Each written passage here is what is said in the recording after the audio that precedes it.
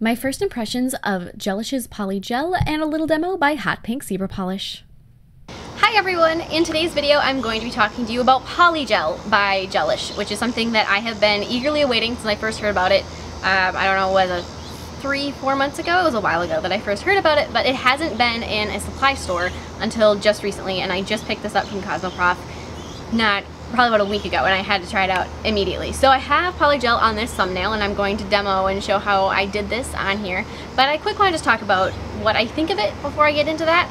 So Polygel supposedly has both the benefits of acrylic and hard gels without having any of the downfalls, that's what they say. And I would have to say that for the most part, I would probably have to agree with that. It is extremely easy to apply. I wouldn't at this point say that for me it would be faster than acrylic, simply because I am so accustomed to using acrylic that I have a pretty quick application with that. But if you are somebody that doesn't have that rhythm going with a product yet, this would be a good one to try because it is definitely very easy to apply instantly. And this is the first nail that I've ever sculpted with it, and I videotaped it, so you're going to see how it was the very first time, and I did not speed up that section of the video either, so you're going to get really a very good idea of how it was immediately for me to use.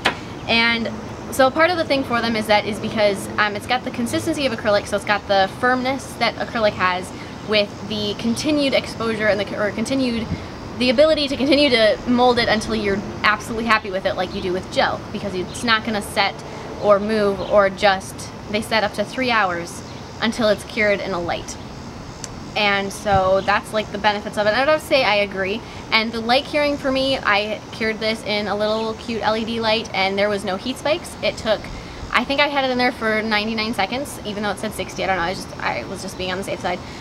For the 99 seconds, there was no heat spikes. It came out, there was no tacky layer. It was ready to be filed. It's been good, it's been durable. And so like I said, I've had this for about a week.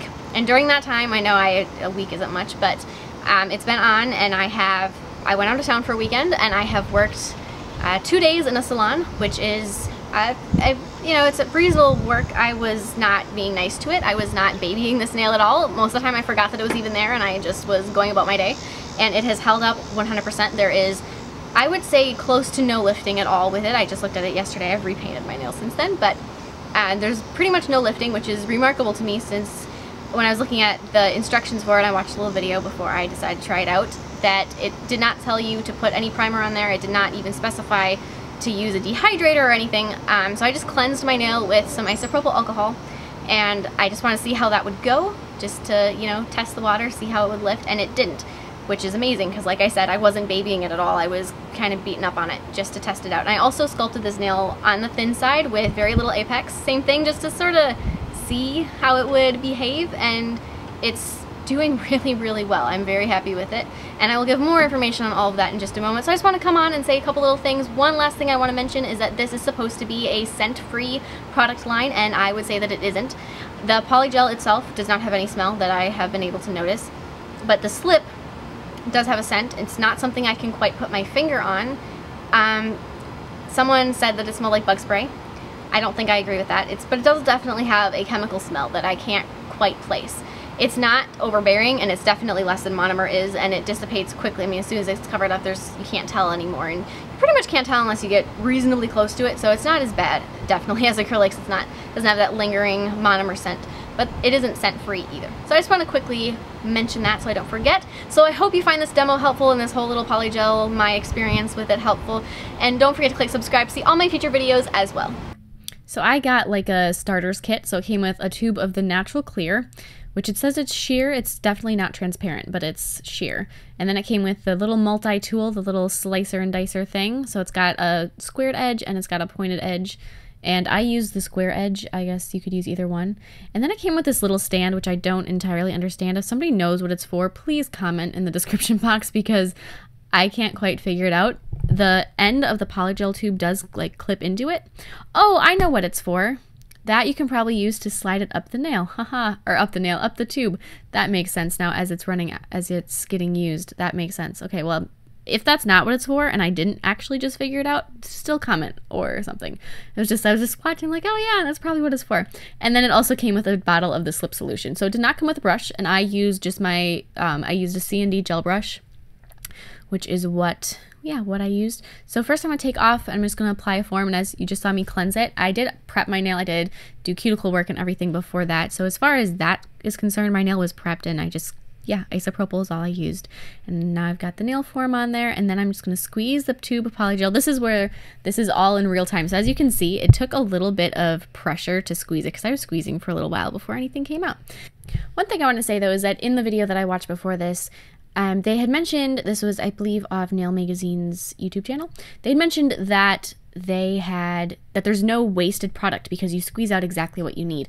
Well, that's only true if you squeeze out the amount you need. If you aren't, I mean, like I had no idea exactly how much to squeeze out. So I just decided I would grab an amount and I would make a nail out of it and see how far it got me and how long of a nail I would get. So I just want to say that if you're going for a very specific nail length, you don't really have no product waste, just in case you end up with too much, because you don't know for sure until you get used to it. So in the beginning, there's still definitely a chance of product wastage. So then I just dipped my brush in the slip solution, I saturated it, and then I'm just going to go and progressively build it out. So I rolled the bead of polygel off onto the nail with that little tool, right about in the center of my nail plate, and then I pressed it up back into the cuticle area, and now I'm brushing it down.